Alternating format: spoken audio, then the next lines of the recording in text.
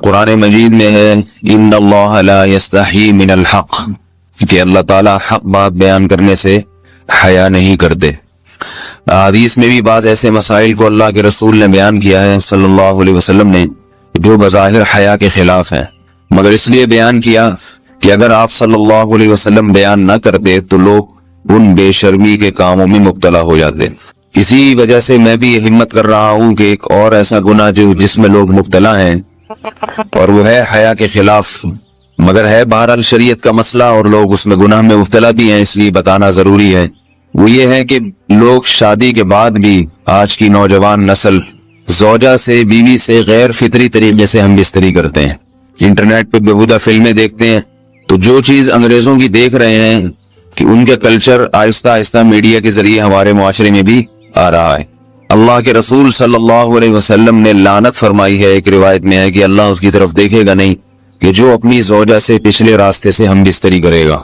یہ بیماری بھی، یہ گندگی بھی لوگوں میں پھیلتی جا رہی ہے، خاص طور پہ جن کو لڑکوں سے بدفعلی کی عادت پڑ جائے تو وہ زوجہ سے فطری راستے سے ہم بستری نہیں کرتے۔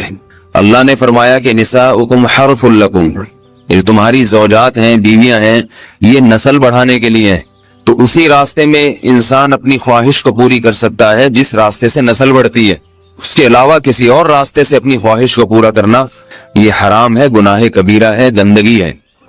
ہمارے پاس کیسز آتے ہیں، ایک دامن لڑکی کی شادی ہوتی ہے، لڑکا بھی بظاہر بڑا نیک، لیکن کیا ہے، لڑکا چونکہ ٹھرکی ہوتا ہے، شہوت کا درندہ ہوتا ہے، تو وہ یہ نہیں دیکھتا کہ میں اپنی بری خواہش مٹانے کے لیے میں اپنی زوجہ کو غیر فطری طریقے پر مجبور کیسے کر سکتا ہوں، تو مجبور کرتا ہے پھر اپنی بیوی کو۔ اس میں جو عورتیں زیادہ پاک دامن نہیں ہو، نیک نہ ہو، یا ان کو یہ ڈر ہو کہ طلاق ہو گئی تو ہم کہاں جائیں گے، وہ پھر اپنے شوہر کے ساتھ اسی غیر فطری طریقے پر آمادہ ہو جاتی ہیں، اور اس کا عذاب اور اس کا وبال یہ ہوتا ہے کہ کچھ دنوں میں ان کو بھی اسی کی لت پڑ جاتی ہے۔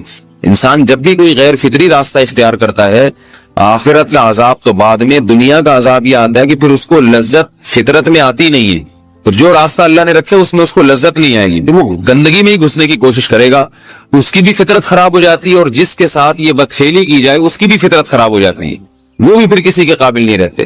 تو اپنے جان پر رحم کرنا چاہیے۔ ہم انسان ہیں، ہم درندے نہیں ہیں، ہم گھوڑے نہیں ہیں، ہم گدھے نہیں ہیں، ہم جانور نہیں ہیں، ہم انگریز نہیں ہیں۔ انگریز نے تو حیا اور شرم کی تمام حدود کو توڑ دیا ہے، وہ تو درندے بن چکے ہیں۔ ہم تو درندے نہیں ہیں، ہم تو حلال کھاتے ہیں، پاک صاف رہنے کی کوشش کرتے ہیں، تو ہم ان کی جو کلچر دیکھ کے ہم ویسے درندے بننے کی کوشش کیوں کریں؟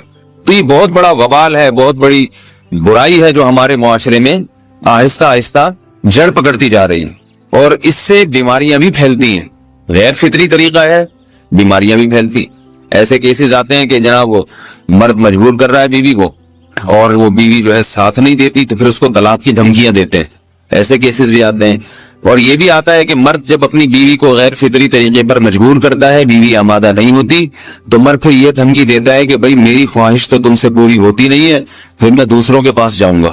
تو یاد رکھیں، جس عورت کا شوہر یہ دھمکی دے اس کو کہ میں زنا کروں گا اگر تم نے میری خواہش پوری نہیں کی غیر فطری طریقے سے، تو عورت اپنے شوہر سے کہہ دے کہ جاؤ تم کہیں اور جا کے منہ کالا کرو، تمہاری فطرت میں گندگی ہے تو یہ مجھے گندا بنانے کی کوشش نہ کرو، اس کو زنا کرنے دیں، وہ اللہ آخرت میں اس سے بھگتے گا۔ ہر بیماری کا اللہ نے علاج رکھا ہے۔ اللہ کے رسول صلی اللہ علیہ وسلم نے فرمایا، صحیح بخاری کی حدیث، ما انزل اللہ من داء الا انزل له دواء، کوئی بیماری ایسی نہیں ہے جو اللہ نے نازل کی ہو اور اس کے لیے دوا نہ رکھی ہو دنیا میں۔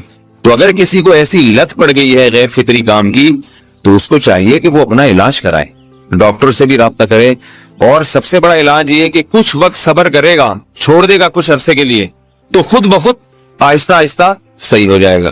ایک آدمی شراب کا عادی ہے، ایک علاج تو یہ کہ ڈاکٹروں سے رابطہ کرے، بہتر علاج کیا، چھوڑ دے۔ کتنے دن تڑپے گا؟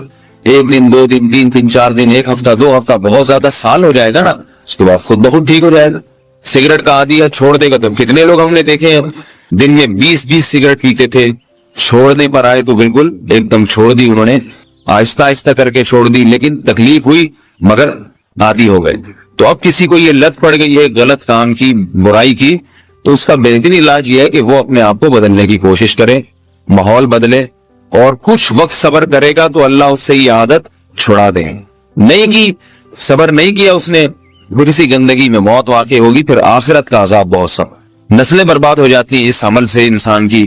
تو بات حیا کے خلاف ہے، مگر یہ کہ ایک بزرگ تھے وہ بات فرما رہے تھے، تو کسی نے پوچھا کہ حضرت آپ حیا کے خلاف بات کرتے ہیں، تو انہوں نے فرمایا تم بے حیائی کے کام نہیں چھوڑتے، ہم اس چھڑوانے کے لیے بات کریں تو ہم برے ہیں، اور تم کام کرو تو بھی برے نہیں ہو۔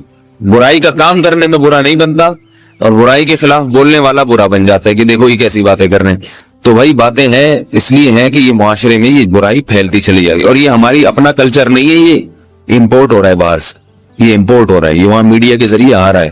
تو وہ چیزیں دیکھا نہ کریں اور ان لوگوں سے دور رہا کریں۔ ہمیں تو دین کا داعی ہو کے ان کو ہدایت پر لانا تھا، بجائے ہم ہدایت پہ چل کے دوسروں کو چلانے والے بن کے ان کے راستے پہ ہم نے چلنا شروع کر دیا۔ اللہ تعالیٰ ہمیں اب دیکھیں ان کے ہاں ایڈز کا مرض پھیل گیا ہے۔ آپ بتائیے یہ ایڈز کا مرض ہمارا ہے کیا؟ یہ بیماری ہماری ہے یا ان کی ہے؟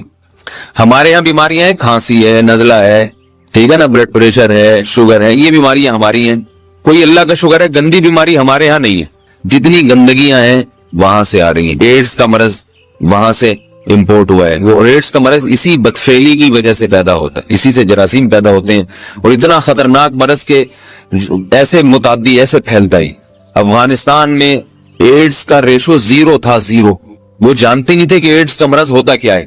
جب سے امریکن آرمی، برطانیہ آرمی افغانستان میں آئی ہے، فوجی آئے ہیں، افغانوں میں ایڈز کا مرض پھیل گیا ہے، انہوں نے وہاں بدفعلیاں شروع کر دی ہیں۔ تو وہ تو حالانکہ ان کے لیے زنا کتنا سستا ہے، کتنا سستا ہے نا ان کے لیے زنا، پھر بھی وہ لڑکوں کی طرف مائل ہوتے ہیں۔ تو اتنی گندگی، ایسا گندا جب انسان بن جائے پھر اللہ اس کے وجود کو برقرار نہیں رکھتے، اور رکھتے ہیں تو پھر آخرت میں سزا دینے کے لیے اپنے آپ کو ان گندگیوں سے بچانا چاہیے، حلال پہ اکتفا کرنا چاہیے۔ اللہ تعالیٰ ہمیں حلال پہ قناعت کی توفیق عطا فرمائے اور پاکیزہ لوگوں میں ہمارا شمار فرمائے۔ اگر شادی شدہ عورت 40 دن میں بھی ایک دفعہ، اچھا بھائی دیکھو یہ حیا کے خلاف مسائل جو ہے نا یہ اس چینل پہ نہ پوچھا کرو۔ مرد پر لازم ہے کہ کم سے کم 4 مہینے میں بیوی سے ایک دفعہ وہ لازمی ہم بستری کرے۔ تو اگر وہ 4 مہینے میں ایک دفعہ بھی نہیں کرتا تو پھر جو ہے وہ دیانتاً ذمہ دار ہوگا، اس بات کا خطرہ ہے کہ وہ گناہ گار ہو، کیونکہ حضرت عمر رضی اللہ تعالیٰ عنہ نے قانون بنایا تھا کہ 4 مہینے سے زیادہ کوئی بیوی سے دور نہ رہے۔ تو کم سے کم اتنا ہے لازمی، تو اس سے زیادہ بھی اگر کوئی مرد بیوی کے قریب نہیں آ رہا تو پھر وہ ظالم کہلائے گا شریعت کی نظر۔ حج کے دوران باقی ہر عورت اور ہر مرد کے حالات مختلف ہوتے ہیں۔